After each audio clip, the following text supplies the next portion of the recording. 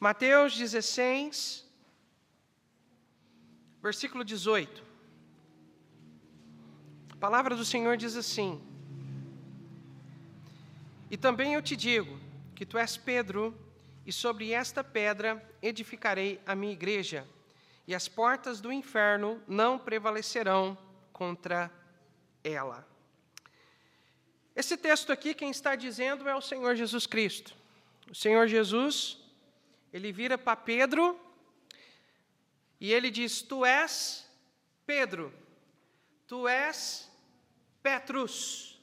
A palavra Petrus no original significa pedregulho, uma fagulha de pedra.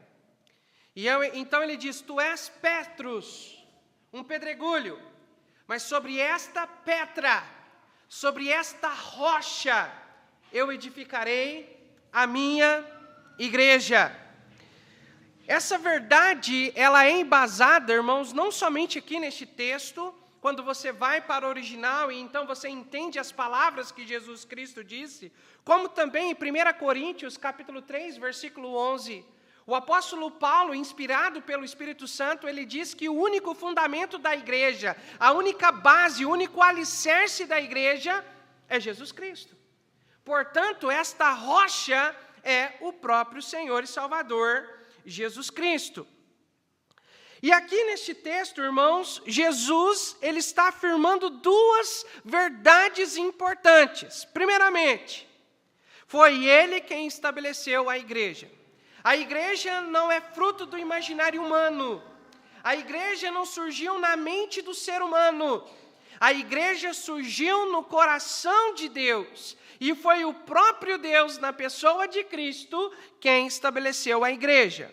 A outra verdade é que a igreja, ela pertence a Cristo. O texto diz: estabelecerei a minha igreja.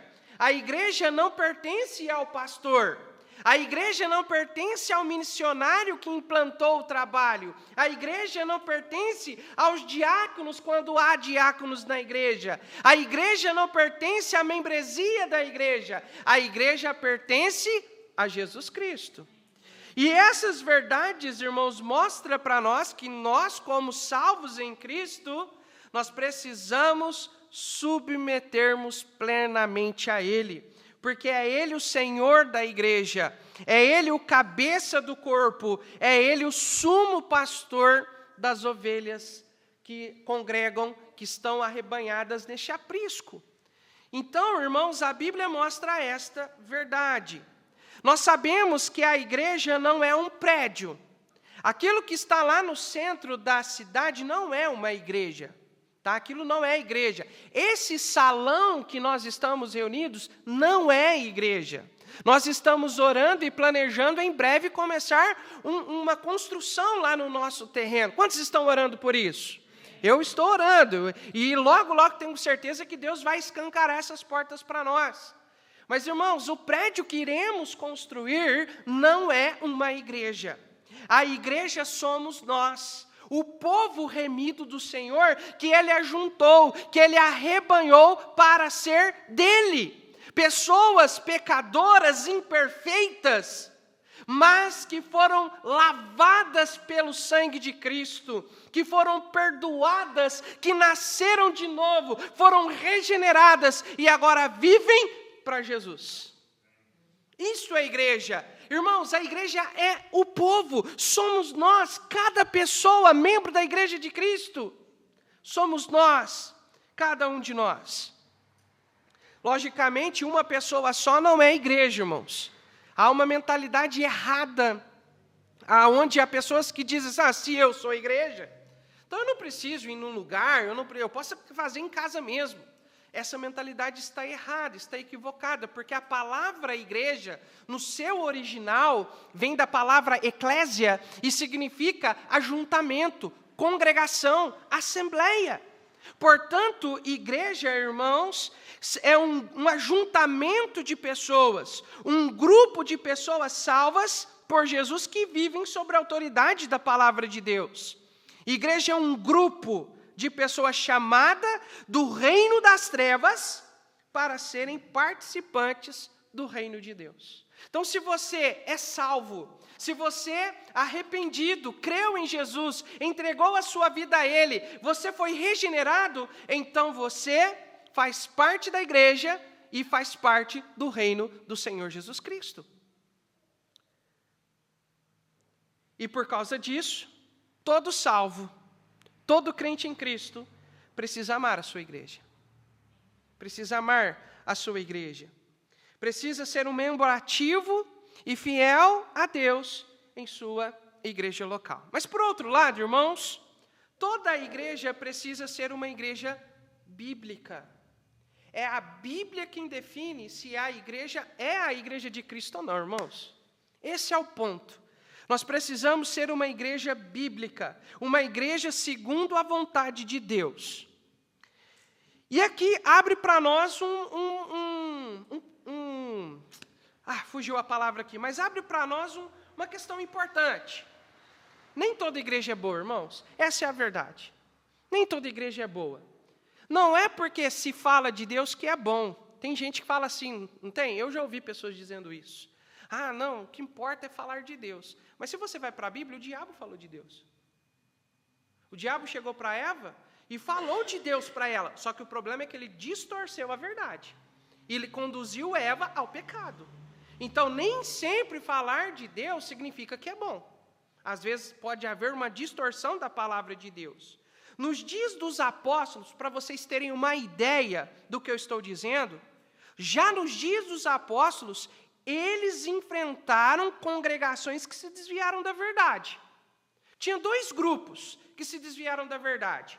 Aqueles que são chamados de legalistas, que eram judeus, que creram em Jesus Cristo, eram membros da igreja de Jerusalém, mas eles acreditavam que para a pessoa ser salva, além de crer em Jesus Cristo, elas precisavam seguir as tradições dos judeus, como ser circuncidado, guardar o sábado, guardar os dias festivos, toda aquela comemoração, aquela tradição judaica. Paulo escreve a carta aos Gálatas, às igrejas da Galácia, para refutar esse grupo, dizendo, não é necessário. A salvação é pela fé somente. Basta você entender que você é um pecador, crer em Jesus, confiar na obra de Cristo na cruz, confessando Jesus como seu Salvador, você é salvo. A salvação é pela fé, não é por meio de obras. Você não precisa guardar sábado, porque sábado é sombra das coisas futuras. O sábado representa o dia de descanso, e o crente em Cristo descansa em Jesus Cristo, amém, meus irmãos? Então, esse é o ponto. Então, os judaizantes. Outro grupo que existia na época de Jesus, também nos dias dos apóstolos, melhor dizendo, eram os gnósticos. O gnosticismo, assim, de uma forma simples, básica, para entender também, para não tomar muito tempo a explicação, é uma filosofia que existia antes do cristianismo, antes de Cristo, uma filosofia grega que acabou entrando dentro da igreja e distorcendo algumas doutrinas, como, por exemplo, sobre Jesus. Os gnósticos acreditavam que existia dois deuses, basicamente, um Deus bom e um Deus ruim.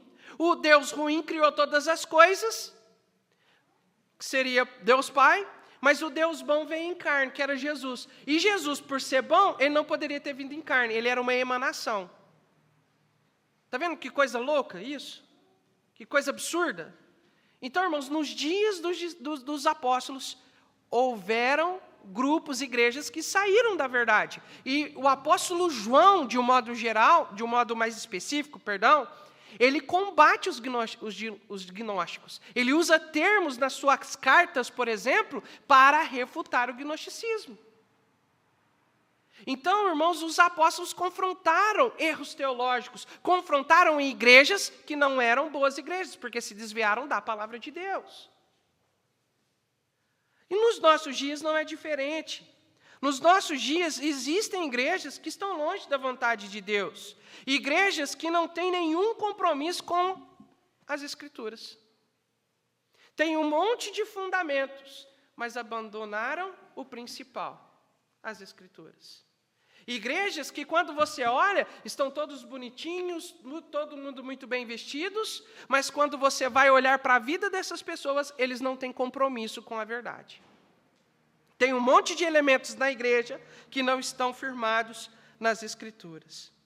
Então, irmãos, nós precisamos entender que a igreja que Deus quer que nós façamos parte, e olhando de um outro lado, a igreja que nós participamos, Deus quer que essa igreja seja uma igreja bíblica. Agora a pergunta é, como saber se uma igreja é bíblica ou não?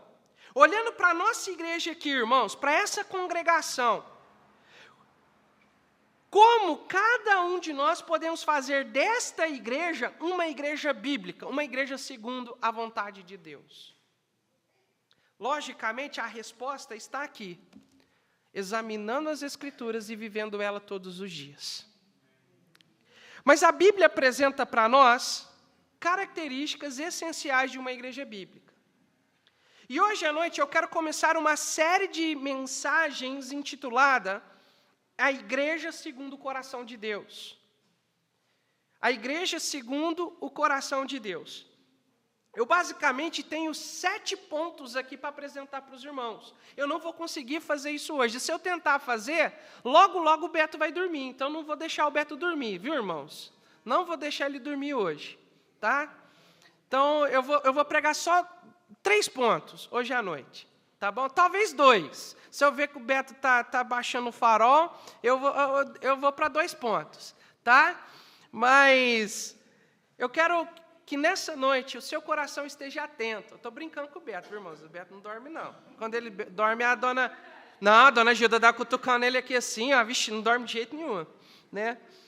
Então, hoje à noite, eu quero estar apresentando algumas características da igreja, mas eu não vou apresentar essas características para criticar outras igrejas, porque eu, como pastor, eu não vou prestar conta de outras igrejas, eu vou prestar conta desta congregação. Então, num certo sentido, eu quero apresentar essas características, para que nós, não somente eu como pastor, mas cada um de nós venhamos a trabalhar para que essa igreja seja uma igreja segundo o coração de Deus. Quantos aqui nessa noite gostariam de ter uma igreja, que essa igreja fosse uma igreja segundo o coração de Deus? Eu quero. Então, é para esse propósito que quero trazer essa mensagem nesta noite. Então, vejamos as características de uma igreja segundo o coração de Deus.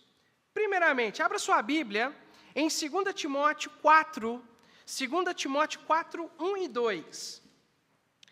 A primeira característica de uma igreja segundo o coração de Deus é uma igreja onde há pregação e ensino da palavra de Deus. 2 Timóteo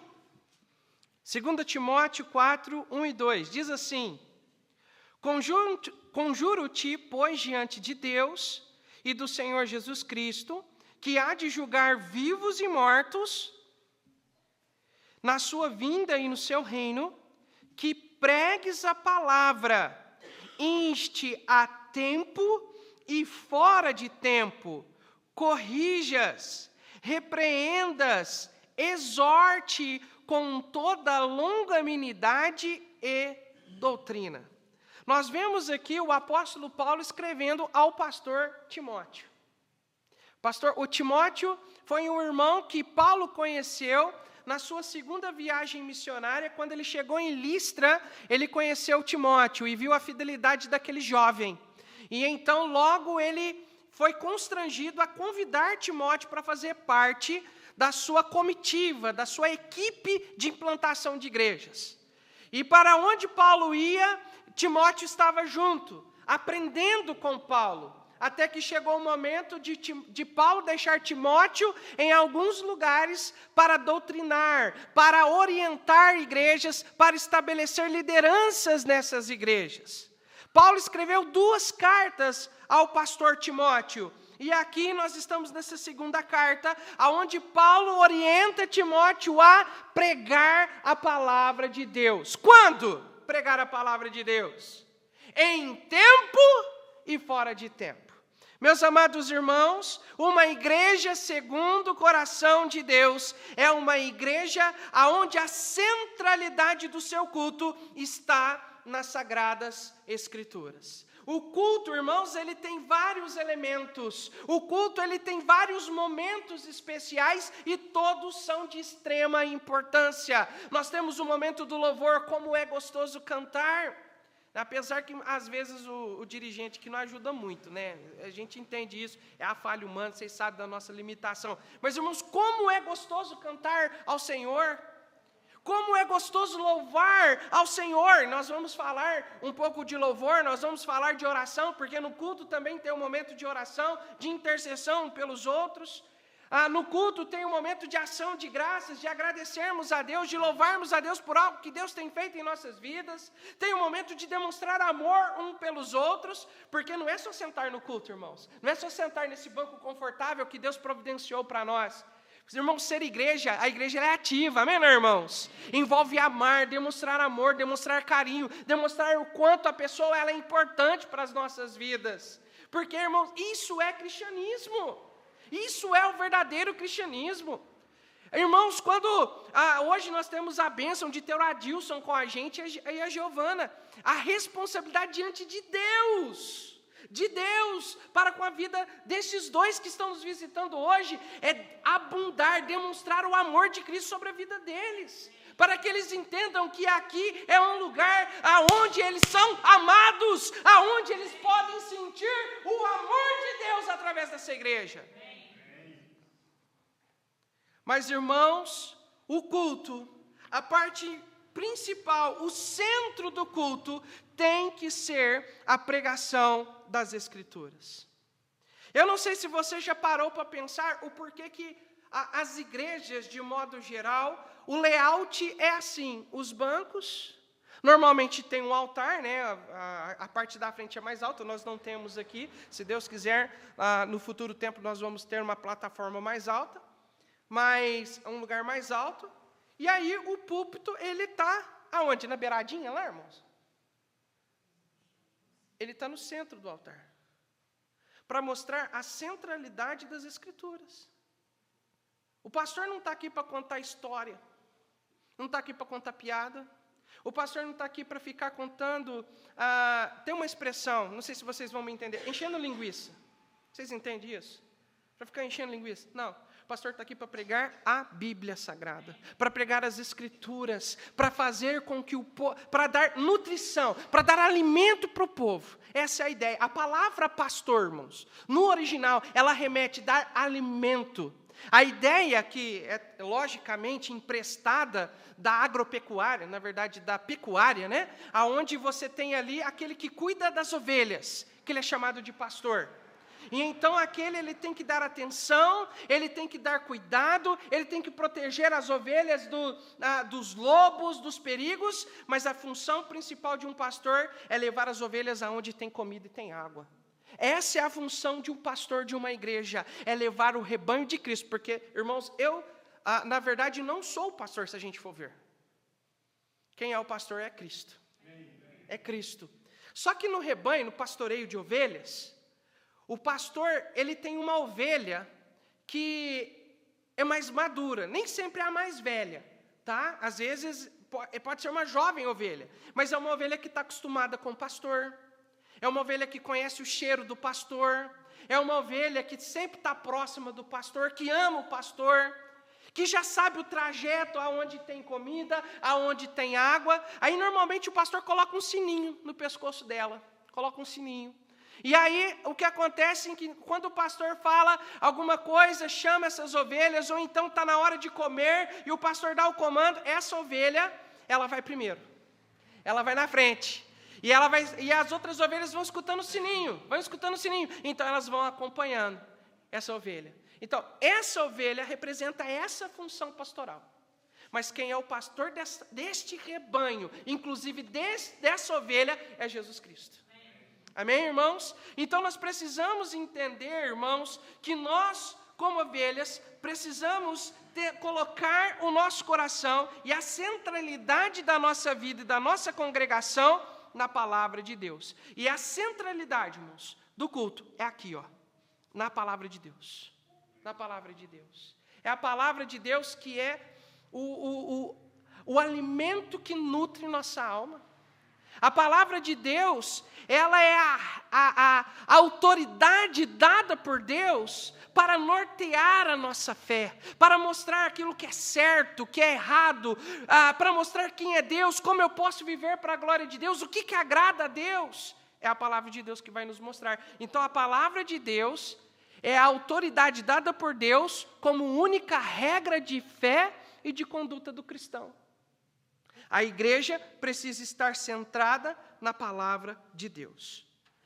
Eu lembro muitos anos atrás, quando o pastor Roberto Smith ainda estava no Brasil, estava trabalhando na implantação da Igreja Batista Macedônia de Franca, missionário norte-americano que implantou as igrejas em Franca. Ele colocou um lema nas igrejas de Franca. Alguém lembra? Você lembra, esposa? Onde a palavra de Deus é o centro de tudo. Esse era o lema das igrejas de Franca. Um lema bíblico. Um lema corretíssimo, irmãos. A palavra de Deus tem que ser o centro de tudo, das nossas vidas, da nossa igreja e da nossa família. Eu amo a Bíblia, irmãos, porque através dela eu conheci Jesus Cristo e o Evangelho que salvou a minha alma, que transformou a minha vida. Eu amo as Escrituras porque através da Bíblia eu tenho um relacionamento com Deus, porque Deus ele fala conosco através da Bíblia Sagrada. Eu amo as Escrituras porque a Bíblia me alimenta e me sustenta para que eu possa agradar a Deus em minha maneira de viver. Irmãos, não se iluda. No cristianismo não existe ninguém perfeito. Ninguém. A igreja ela não é perfeita. Se você conhece uma igreja perfeita, não faça parte dela, você vai estragar essa igreja. Não existe igreja perfeita, irmãos. A igreja era composta de pecadores miseráveis. Mas primeiro, pecadores que foram salvos e lavados pelo sangue de Cristo. E segundo, pecadores que estão tentando viver para Jesus. A gente ainda falha, muito. Eu como líder, não só da igreja, mas da minha família, como eles sabem demais, eles poderiam falar inúmeros defeitos meus aqui, irmãos. Mas nós estamos tentando viver para a glória de Jesus. Nós estamos procurando viver, e a igreja de Cristo, ela procura viver na palavra de Deus. Que a Bíblia tem uma posição central na sua vida também, meu amado irmão. Mas essa parte, essa igreja vai defender até o último dia, pelo menos enquanto eu estiver aqui. Essa igreja vai ser uma igreja centrada na palavra de Deus. Amém, irmãos?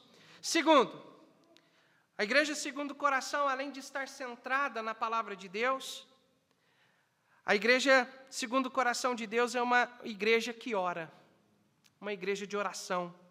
Abra sua Bíblia em Efésios, capítulo 6, versículo 18.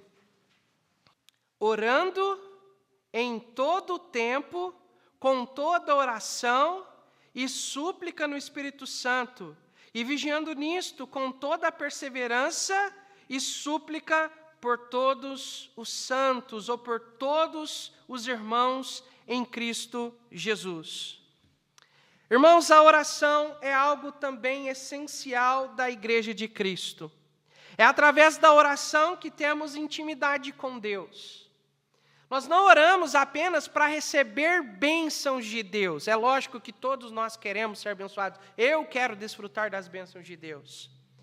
Mas, irmãos, o crente, quando ele entende o relacionamento que ele tem com Deus, ele não ora apenas para receber bênçãos de Deus. Ele ora para estar na presença de Deus. Porque ele entende que mais do que bênção, ele precisa do próprio Deus. Amém, né, irmãos? Tem a ver com relacionamento.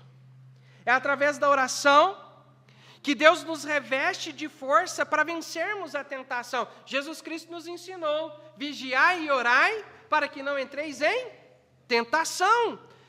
É na oração onde Ele nos reveste de força, irmãos, e de poder para vencermos tentações.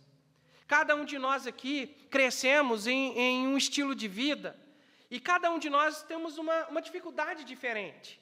Tem pessoas, por exemplo, que já foram viciadas no álcool, por exemplo, e tem dificuldade até hoje. O pastor Davi, né, já idoso, quantas vezes eu ouvi ele falar, olha, logicamente, eu estou liberto do vício do álcool. Mas isso não significa que quando eu passo de frente de um bar, ou quando eu vejo alguém tomando uma cerveja ou bebendo uma pinga, não significa que minha boca não enche de água. Ele tinha uma luta constante na vida dele, mas louvado seja Deus que ele estava vencendo cada dia. Cada um de nós, outros têm tentado, alguns têm dificuldades na área sexual, outros têm dificuldades em relacionar-se com pessoas. Cada um de nós temos nossas dificuldades, mas é em oração que Deus nos capacita para vencermos a cada dia para a glória dEle. Para a glória dEle, para que nós venhamos crucificar a nossa carne, essa velha natureza caída na cruz de Cristo, para que o Espírito Santo venha dominar as nossas vidas e guiar as nossas vidas de acordo com a vontade de Deus. É através da oração que Deus age em nosso favor e através de nós. Eu já falei isso várias vezes aqui, irmãos. Eu já falei várias vezes aqui. Logicamente, Deus age constantemente em nosso favor. Eu vejo Deus agindo em várias áreas da minha vida, em vários momentos da minha vida. Mas, irmãos, mais do que agir na minha vida, Deus quer agir através da sua vida, para que você seja uma bênção para alguém, para que você seja um instrumento de Deus, para que alguém venha conhecer Jesus como seu Salvador, para que alguém possa crescer na fé, para que alguém possa ter forças para vencer pecados na sua vida. Deus quer usar você, seja você um instrumento nas mãos de Deus. E quem vai te capacitar? Uma vida de oração, irmãos. Uma vida de constante oração. O Senhor Jesus Cristo é o nosso maior exemplo de oração. É interessante isso. É o nosso maior exemplo de oração. A vida de Cristo, a vida de oração do Senhor Jesus Cristo impactou tanto a vida dos discípulos, que eles não pediram para aprender a expulsar demônios. Não, eles não pediram isso. Eles não pediram para aprender a fazer curas, milagres. Não, eles não pediram isso. Mas eles pediram uma coisa para Jesus. Mestre, Rabi, ensina-nos a orar. Porque a vida de oração de Cristo impactou a vida dos discípulos. Meus amados, se nós queremos impactar irmãos em Cristo, se nós queremos impactar a sociedade onde nós estamos, que nós sejamos homens e mulheres de oração. Não somente, irmãos, individualmente, mas a igreja como coletivo precisa ser uma igreja de oração.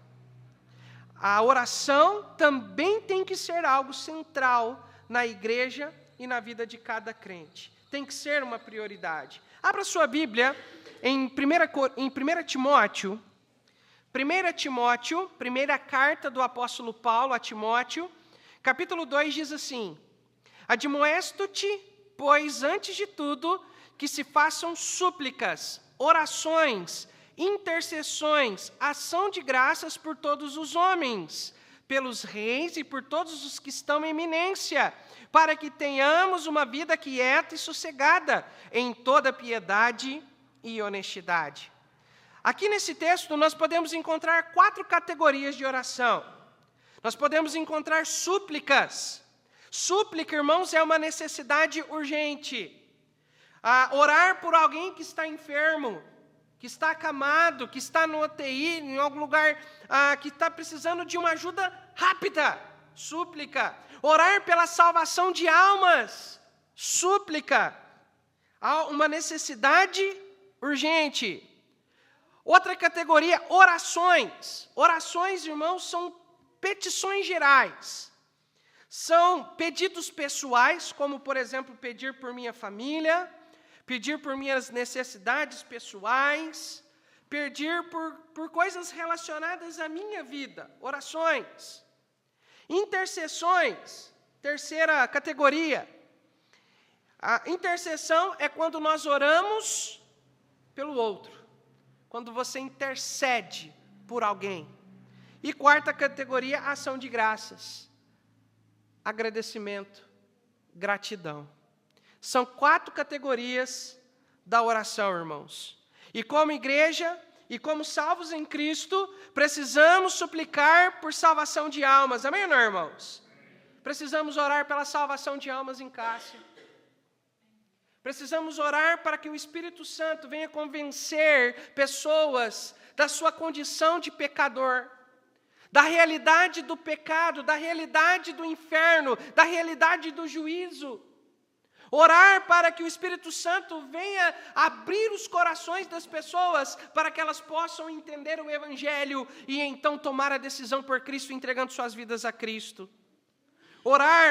Precisamos orar para que Deus traga pessoas, tragam famílias para serem agregadas à igreja. Irmãos, louvado seja a Deus por todos os irmãos que aqui estão. Nós temos pessoas aqui que não estão com a família toda. Nós temos, por exemplo, a irmã Angelina, que é só ela, mas nós temos orado pela salvação de seus filhos. Amém, não, irmãos? Temos orado por isso. Temos orado pela salvação do Carlos César. Amém, irmã? Temos orado pela salvação de muitas pessoas. Mas, irmãos, a igreja de Cristo, ela é formada por famílias. Tem gente que fala assim, não, vamos desenvolver um ministério para atrair jovens na igreja, irmãos. Logicamente, a gente precisa ter um ministério de jovens na igreja, amém, irmãos? Mas não para atrair jovens. Nós precisamos ter um ministério de jovens para atrair famílias. Amém, irmãos? Famílias. Famílias. A igreja precisa de famílias. Então, precisamos orar para que Deus salve famílias. Amém, não, irmãos? Precisamos orar. Precisamos interceder pelo pastor e pelos irmãos em Cristo. Irmãos, eu preciso da oração dos irmãos. Eu preciso. Satanás está constantemente tentando derrubar. Satanás está constantemente tentando acabar com a igreja em Cássia. Precisamos orar uns pelos outros. Amém, irmãos? Orar pelas lideranças da igreja. Precisamos interceder pelos missionários. Falamos sobre isso hoje. Orar pelos pastores que estão servindo no fronte de batalha. Precisamos orar, irmãos. Porque a oração é algo importantíssimo na igreja de Cristo. Se queremos ver o agir de Deus nas nossas vidas e o agir de Deus através das nossas vidas, precisamos ser uma igreja de oração. E terceiro e último lugar, hoje à noite. Vimos primeiramente que a igreja segundo o coração de Deus é uma igreja centrada nas Escrituras. Segundo, uma igreja de oração, uma igreja que ora. Terceiro, uma igreja que faz missões. Abra sua Bíblia em Romanos 10. Nós vamos meditar rapidinho nisso e já vamos embora. Não tem nem como falar que é para assistir o jogo, porque o jogo já foi, já acabou, né? Então não tem nem jeito. Apesar que tem outro jogo, né? Mas, enfim. Missões. Romanos 10. 10, 14 e 15. Esse é o texto que está ali na parte de baixo do nosso quadro de missões. Está dizendo assim: como, pois, invocarão aqueles em quem não creram? E como crerão de quem não ouviram? E como ouvirão se não há quem pregue? E como pregarão se não forem enviados? Irmãos, há uma necessidade da igreja fazer missões. Como eu disse, Jesus, antes de subir aos céus, após a sua ressurreição, antes dele subir aos céus, ele estava ali no Monte das Oliveiras, pronto para subir, e então, como último ato, ele dá uma missão para a igreja. Por isso que a gente fala missões, tá? Ele dá uma missão, que nós chamamos também de grande comissão. Em Marcos, capítulo 16, versículo 15, ele diz: ide por todo mundo, pregai o evangelho a toda criatura. Em Mateus, capítulo 28, versículo 19 e 20, diz: portanto, ide, fazei discípulos de todas as nações, batizando-os em nome do Pai, do Filho e do Espírito Santo, ensinando-os a guardar todas as coisas, e eis que estou convosco todos os dias até a consumação dos séculos. Em Atos, capítulo 1, versículo 8, diz o que, irmãos? Mas recebereis o poder do Espírito Santo que há de vir sobre vós, e ser-me-eis minhas testemunhas, tanto em Jerusalém, como em toda a Judéia e Samaria, e até os confins da terra. Jesus está dizendo, se nós somos discípulos verdadeiros de Cristo, nós precisamos sair e falar de Jesus. precisamos anunciar o mundo.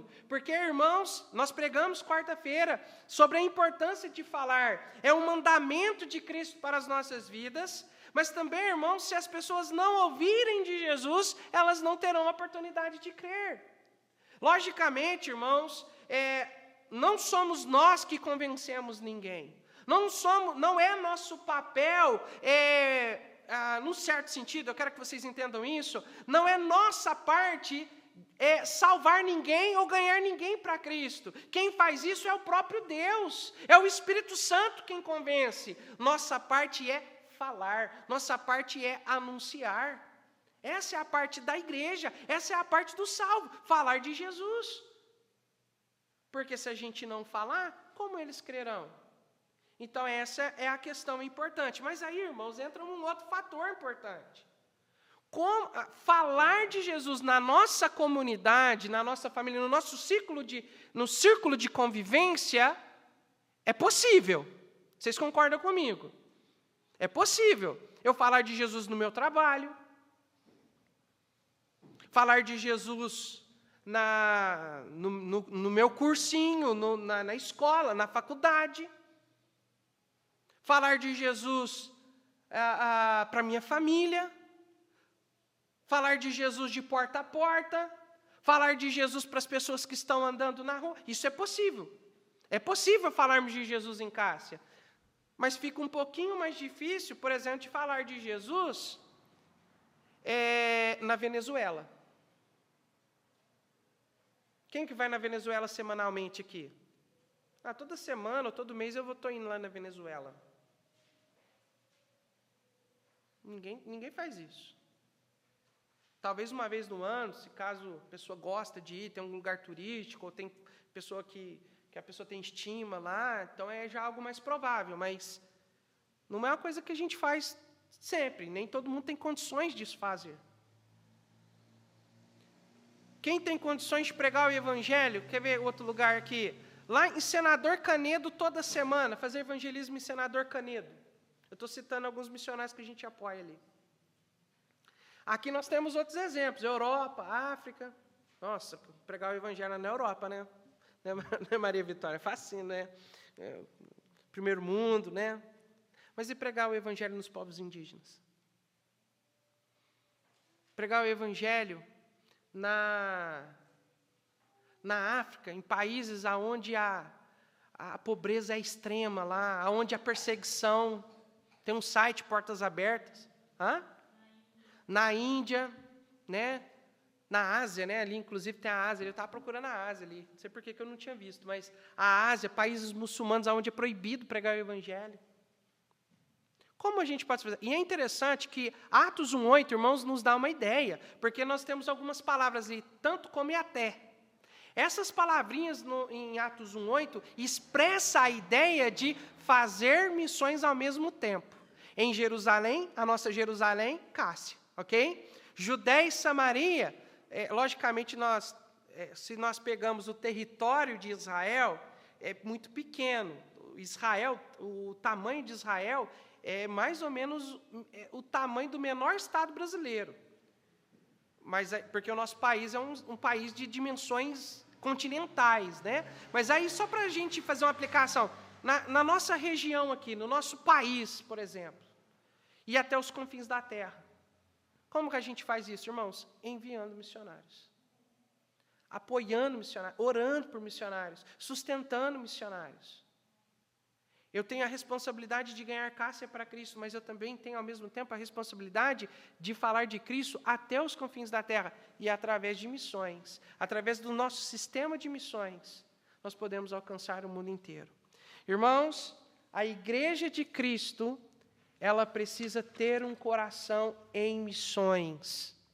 Se a igreja ela não faz missões, ela não sustenta missionário, ela não envia missionário, ela não ora por missionário, ela não está fazendo nada, ela não está pregando o evangelho na sua comunidade, irmãos, você tem qualquer outra coisa menos uma igreja.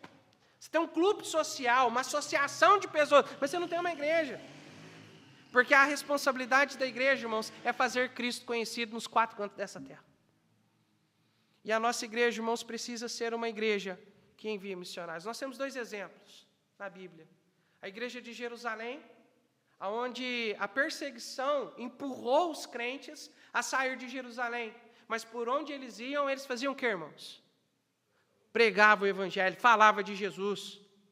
Nós temos a igreja de Antioquia, que é o nosso maior exemplo com relação a missões. Está lá 5 pastores servindo na igreja, entre eles Paulo e Barnabé. O Espírito Santo chega para a igreja e fala: separai Barnabé e Paulo para mim, para uma obra que eu tenho para eles. Qual que é essa obra? De ir por todo mundo pregar o evangelho, de implantar igrejas. Então nós, como igreja, irmãos, precisamos seguir os modelos bíblicos. Amém, né, irmãos? Precisamos fazer missões. Fazer missões, irmãos, é um ato de amor. Amor por Cristo, em obediência a Ele, e amor pelos perdidos, por almas. A maior demonstração de amor por alguém, irmãos, é falar, dar condições para que essa pessoa venha à fé em Jesus Cristo. É falar de Jesus Cristo. Então, que nós venhamos ser uma igreja missionária. Uma igreja que apoia missionários, uma igreja que envia missionários, uma igreja que ora pelos missionários. Nós vimos aqui 3 características de uma igreja bíblica. 3 características. Nós temos várias outras, mas o nosso tempo acabou. Dentro desses 3 pontos, pregação e ensino das Escrituras, centralidade nas Escrituras, uma igreja de oração e uma igreja que faz missões. Quantos aqui nesta noite poderiam dizer: pastor, eu quero fazer a minha parte para isso? Quantos aqui nesta noite poderiam dizer? Irmãos, que Deus nos ajude a ser uma igreja missionária, a ser uma igreja de oração, a ser uma igreja centrada nas Escrituras, a ser uma igreja segundo a vontade de Deus. Que Deus nos ajude. Esse esforço não é apenas da liderança, esse esforço tem que ser um esforço de todos nós.